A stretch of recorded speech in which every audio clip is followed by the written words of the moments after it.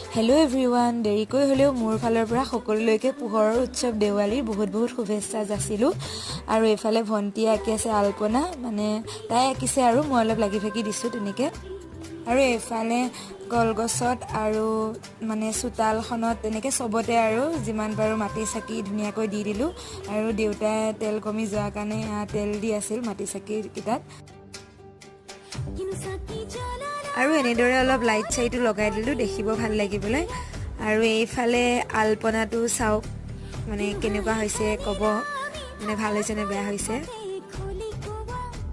আৰু অলপ মিঠাই আনি দিৱালী বুলি কলগছৰ ওচৰত দিলে আৰু ওচৰৰ মানুহখিনি তেনেকে ভগাই মেলি দিলে আৰু মই আসলে দিৱালীত ফটকা ফুটোৱা বম ফুটোৱা এইবোৰ ইমান এটা ভাল নাপাওঁ কিন্তু কলগছ বা